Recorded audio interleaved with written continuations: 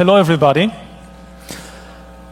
And what I want to talk to you today about is the power to shape the world and the power to shape our future. About your power as leaders and as innovators, but also about the power of the human species as a whole. And the big question we are facing is whether AI is taking away humanity's power to control our future, or perhaps AI is giving humanity more power than ever before. And also, can we even speak about humanity, about a single humanity anymore? Or perhaps humanity in the era of AI is splitting into different groups, each with a radically different future. But before we get to AI, we have to say a few words about politics. The relatively stable liberal order of the early 21st century is collapsing. Instead of a cooperative order based on universal values, global institutions, and international laws, we are entering into a super competitive, chaotic world in which only one thing matters, and this one thing is brute force. Leaders like President Trump envision the world as a collection of fortresses, with each country separated from the others by high walls. Financial walls like tariffs, military walls, cultural walls, and physical walls. This vision may have certain advantages, but it fails to address one key problem. Walled fortresses are seldom friendly. Thousands of years of history teach us that each national fortress would probably want a bit more security, prosperity, and territory for itself at the expense of the neighbors. And in the absence of universal values, global institutions, and international laws, how would rival fortresses resolve their disputes? For millennia, the vision of the world as a collection of fortresses always led to exactly the same outcome: a never-ending cycle of wars, with powerful empires conquering their weaker neighbors and eventually fighting each other for supremacy. This is already beginning to happen all around us. Wars of conquest, which were taboo since 1945, are coming back. Russia already sustained 1 million casualties in its attempt to conquer Ukraine and re-establish the Russian Empire.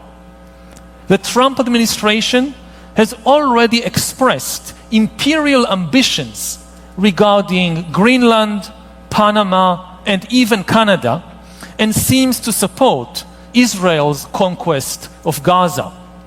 China, too, has its eyes on overseas expansion. The collapse of the old order is frightening, but it is also, of course, an opportunity to shape a better order. And the big question is, who will be the shapers? In the old liberal order, the ideal was that all humans would be shapers. It didn't matter whether you came from the USA or Brazil, whether you're white or black, a man or a woman, straight or gay. You had equal human dignity, and therefore, in theory at least, your views and interests counted for something. Sure, this liberal ideal was never fully realized. Ideals are not reality. But the liberal world was nevertheless a huge improvement over previous historical models. In the new post-liberal, chaotic world, the ideal of equal human dignity is completely and openly abandoned. Instead of all humans trying to cooperate to shape a world that will be good for all humans, the current mantras are me first and might is right. A few powerful people in a handful of countries think that they have the right to shape the world for everyone. If you remember the meeting earlier this year between President Trump and President Zelensky at the White House, whenever Zelensky talked about things like justice or peace or territorial sovereignty of nations, President Trump interrupted him and said, "You don't have the cards. You don't have the cards." As we are meeting here in Sao Paulo to talk about the future of humanity, there are two questions for each of you to ponder. First, do you have any cards? Are there any cards in Sao Paulo? Or are all the cards in Washington, Beijing, and Moscow in the hands of people like Donald Trump, Elon Musk, Xi Jinping, and Vladimir Putin? The second question is perhaps even more important. Do you want to live in a world where the only thing that matters is cards? Is life ultimately just a card game with winners and losers? Now, I could have given the exact same speech that I gave now in 1939 or in 1914 or in countless other historical moments when humanity was on the brink of a major crisis. But this time it's really different. Because as we ask ourselves, who will shape the new world of the 21st century, we need to take into account not only human shapers. For the first time in history, there are also non-human shapers on the planet, AIs. We might be quite close, maybe a few years, quite close to the moment when an algorithm would tell all humans, including Trump and Putin, you don't have the cards. As we enter the era of AI, I want to briefly explore here three questions. What is AI? What is the threat of AI? And how can all of you, business leaders, entrepreneurs, and innovators, help humanity not just survive, but also flourish in the era of AI? So let's start. What is AI? There is so much hype around this term, AI, that the term is now inaccurately applied to almost every machine, and it is becoming difficult to know what it really means. So let me be very, very clear. AI does not mean automation.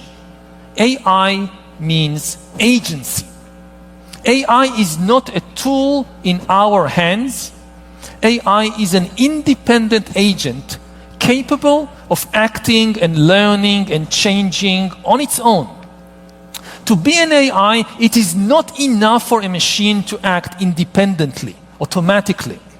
It must also have the capacity to learn and change by itself, to make decisions by itself, and to invent new ideas by itself. As a simple example, consider a coffee machine. If you press a button and the machine automatically makes you an espresso according to a pre-programmed procedure, this is not AI. The machine doesn't learn or create anything new by itself. But suppose that as you approach the machine, even before you press any button, the machine says to you, I've been monitoring you for the last few weeks. Based on everything I've learned about you, and based on your facial expression right now, I predict that you would like to have a double espresso with 1 spoon of sugar. So I've already made you such a cup. Here, take it. That's an AI. It learned something by itself and decided something by itself. And it is really AI if the following day the machine announces, I've now invented a new drink that I call Bespresso, and I think you would like it even better than espresso. So here, try it out. I made you a cup. The confusion about AI results in part from the term itself. The term AI has been invented decades ago as an acronym for artificial intelligence. But it is inaccurate to think about AI as an artificial intelligence if by artificial we mean something that is entirely designed and controlled by humans. AI is not artificial in this sense. So it's better perhaps to think about AI as an acronym for alien intelligence. Alien not in the sense that it's coming from outer space, it doesn't. Alien in the sense that this is a non-human intelligence, it's not even an organic intelligence. It operates on completely different inorganic lines. It therefore is able to make decisions and to invent ideas that would never occur to human beings or to any other organic animal. A famous example of this was given already back in 2016 when the AI AlphaGo defeated the human Go champion Lee Sedol in Seoul. This game became justly famous not just because AlphaGo defeated the human champion. It was the way AlphaGo defeated Lee Sedol which shocked the world. Because AlphaGo, in order to win, invented new strategies for how to play the game that never occurred to any human player in thousands of years of the history of Go. Now, as long as AI invents new ways to play games or new kinds of coffee, it doesn't seem very important. But very soon, AI will invent new military strategies, new kinds of money, and even entire ideologies and religions. Consider money and finance more generally. If you recall the 2007-2008 financial crisis, you might remember that it was largely caused or started by something called CDOs, collateralized debt obligations. CDOs were financial devices invented by a handful of mathematicians and investment wizards. These financial devices were so complex that they were almost unintelligible to most humans, including politicians and regulators. And this led to an oversight failure and a global catastrophe. Now, what happens if we now allow or even encourage AIs to invent new financial devices that will be orders of magnitude more complex than CDOs and that will be utterly unintelligible to any human being? Such devices could greatly improve financial efficiency and contribute to economic growth, and they could become the bedrock of the global financial system. But what would happen to human politics when no voter or politician is able to understand and regulate finance anymore? And what happens if after a few years of unprecedented boom, the financial system suddenly busts and there isn't a single human being on earth that is able to make sense of what is happening? Now consider the implications for something like religion. Especially, let's take as an example, religions based on texts like Christianity, Islam, and Judaism. For thousands of years, Judaism granted ultimate authority not to human beings, but to texts like the Bible and the Talmud. Flesh and blood rabbis nevertheless had immense power within Jewish society for the simple reason that their holy texts could never speak for themselves. They were mute. Whenever you had a question about the text, you needed a human interpreter. Rabbis are humans who know their way around many Jewish texts, from the Bible to the latest commentaries on the Talmud. This is the source of their authority. Now, over the centuries, so many Jewish texts have been composed that not even the most learned rabbi is able to read all these texts in his or her lifetime, let alone remember everything written there. But of course, this is something that an AI can easily accomplish. AI could quickly read all the Jewish texts ever composed, remember every word in every single one of these texts, and also find patterns in the texts that have so far escaped human notice, human attention. And AI could therefore use its unprecedented scriptural understanding and knowledge to produce completely new interpretations of the Holy Word. And this, of course, is true of Christianity and Islam as well. In effect, AI can start functioning as a holy text that talks back to the faithful without any need of a human mediation. What happens to a religion of texts when the texts start talking? Now, since Judaism invests, as I said, authority in the texts, a flesh and blood rabbi cannot just ignore the scriptural arguments of an AI. And human rabbis will very soon find it very difficult to compete with AI's mastery of the Jewish canon.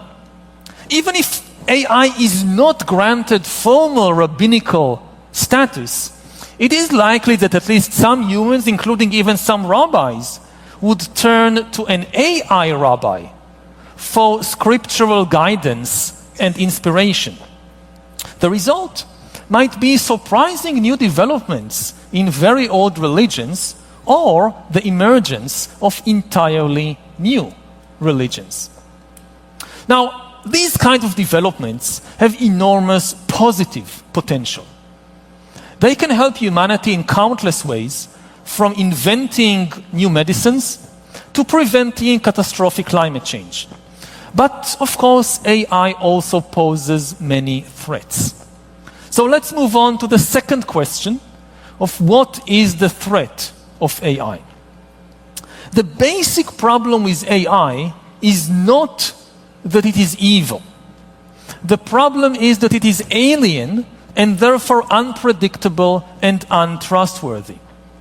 At the heart of the AI race, there is a paradox of trust.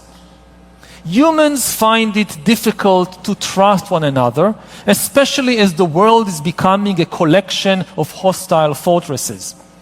But the people who develop AI somehow manage to believe that we could trust the AIs. When I meet the people who lead the AI revolution, I normally ask them two questions. First, I ask them, why are you moving so fast when there are such huge risks? And the response almost everybody gives is the same. They say, we agree. We know that there are big dangers, and it would be best to proceed with more care. However, if we slow down while our competitors in the other company or in the other countries won't slow down, they will win the AI race, and the world will be dominated by the most ruthless people. We cannot trust are human competitors, so we must move as fast as possible. Then I ask the second question. Do you think you could trust the super intelligent AIs that you're developing? And the same people who just told me they can't trust the human competitors suddenly assure me that they could trust the super intelligent AIs. And this is such a paradox, because we have thousands of years of experience with human beings. We have a broad understanding of human psychology and biology, of the human craving for power, of the tricks humans use to gain power, and also of the forces that keep the human pursuit of power in check. We have also made considerable progress in finding ways to build trust between humans. 100,000 years ago, people lived in tiny bands of just a few dozen individuals and couldn't trust anybody outside their band. Today, there are nations like Brazil with hundreds of millions of citizens, and there are even bigger networks of cooperation linking all 8 billion humans on the planet. Complete strangers often grow the food we eat and invent and develop the medicines that keep us healthy.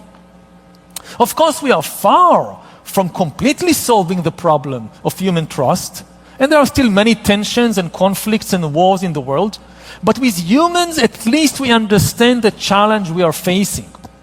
In contrast, we have almost no experience with super intelligent AIs. We have just created the very first prototypes. We already know that even primitive AIs can lie, manipulate, and adopt goals and strategies that were not foreseen by their human developers. We have no idea what will happen when millions of super intelligent AIs interact with millions of humans, and it is even more difficult to predict what will happen when millions of super intelligent AIs interact with one another, creating AI societies, AI tribes. What kind of goals will they develop? What kind of tricks might they invent? True, at present, it is humans who develop the AIs, so we can try to design them